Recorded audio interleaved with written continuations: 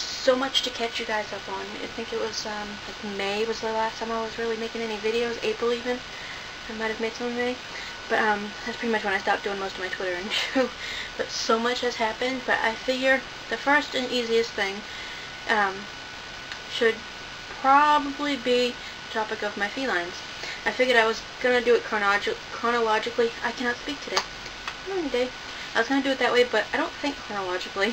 So I better do it by subjects. And since everyone knows about my cats, we'll go there. Let's see where we can start. Okay. We've had some additions and some passings. Let's see, we, Puff, our old Persian, about a week and a half or so ago, she was put to sleep. She was old, a lot older than we realized, I think, but she was extremely senile, and her body was just kind of starting to shut down, and it was the humane thing to do, so Mom's heartbroken. My Webbigail and Lexi, which anybody who's seen any of my past videos gotta know who Webby and Lexi are. My big girl and my little girl. They were put to sleep, I think, in August. They were very old ladies, and they were sick. Lexi was sick like her daddy Thumpy was, and Webby was starting to get really sick towards the end and stuff too, and that killed me. That really, really killed me, but we had them put down together, and I was in there with them. I stayed there. That was the last thing they saw was their mummy. But I missed them something fierce, and one of the cats we have now kind of looks like Webby, and so every so often I think it's Webby, and I'll call her that, even though it's now April of the next year. So anyway, we also, one of our kittens, which I'll get into the whole tale of kittens after because it's kind of a long story, but one of them that we really liked, his name was Chewy, and it's kind of like a small version of Ozzy, just as annoying, almost. But he found a new home recently too, and so most of Mummy's babies were gone. Plus Mitzi, yes, Mitzi, the famous Meemaw, she ran away.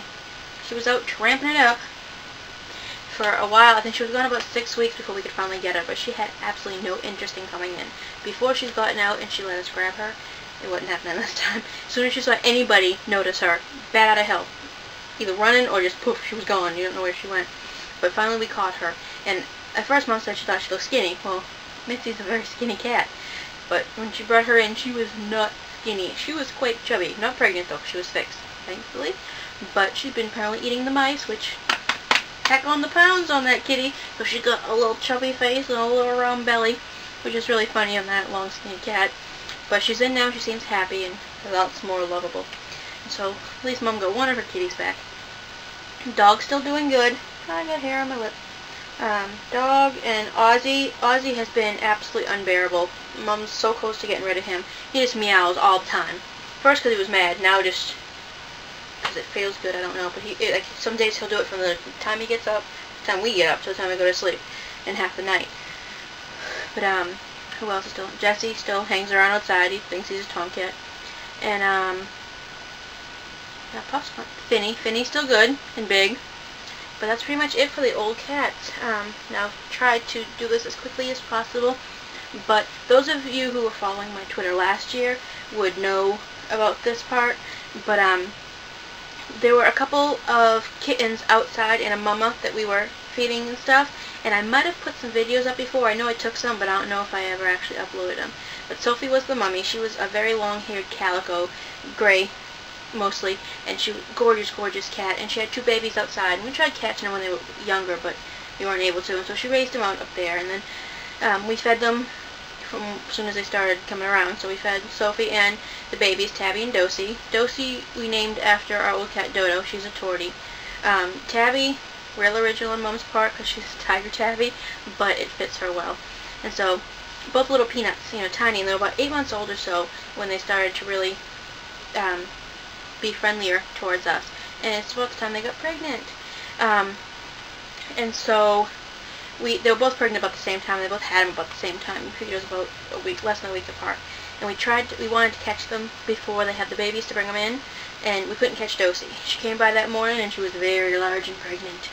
For a small cat, very wide. And then she came by later in the day, and she was not quite so wide. And so we spent days trying to figure out, okay, where could she have hidden those kittens? And I was trying to keep an eye out to see where she went when she left the house. And I saw her a couple times, and she looked like she was dusty almost. But she wouldn't come close enough to us, so one day she came up close enough, I snatched her up real quick, and she's like, I noticed really dusty, and it's soot. So I'm like, oh, okay, is there a barbecue around here that she had them in? She had them in the backside neighbor's brick oven. And so we went, and there's like a spot under the brick oven part. It's like right underneath it, and that's where she had them, or at least where she moved them after she had them. That's where I found them. A couple days later, would have been kitten fricassee in there, but she had 4 black kittens. It's amazing. And so we grabbed them up, we brought them to the house, and we cleaned them off real good, and had to keep them in my room. Because in that time that it took us to find them, Tabby had her babies, but we caught Tabby and we brought her in. Like 2 days before she had it. And she was in labor quite a long time for a cat. And then she finally was ready to have them. It was the middle of the night, and like the mother of all panic attacks I had, because she's a really tiny kitty, and she started to have the baby, the first one, and he got stuck. I don't know if stuck, but he stayed in the birth canal. Like his little bubble come out, and I'm going into full detail, but it stayed there for about an hour. And like everything I looked up and read about it said they shouldn't be in there for more than 10 minutes. So it's like 3 in the morning, and I'm freaking out. And Nikki had stayed downstairs with me for a little while, but then she went back upstairs because her daughter woke up, so I was stuck by myself. My mother was sleeping, and I was freaking out, trying to call every 24-hour vet line I could find. And then finally, I had to deliver the kitten upon the advice of the vet at the time, as I had to help her and physically get the kitten's head out. That was interesting. But the first one that she had was a blonde orange tiger kitten, and it was the most adorable little thing. And he had kind of a smushed head from being in the birth canal, I guess. But we called him Kiwi because he had like this big head and funny body.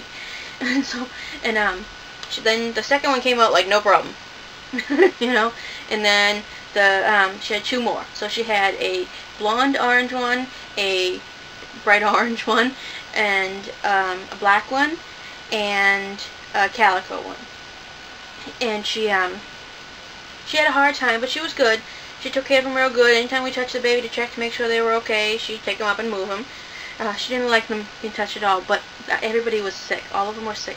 Like within a couple days, we noticed it. Tabby, Dosey, both litters, all 4 babies of each litter were sick.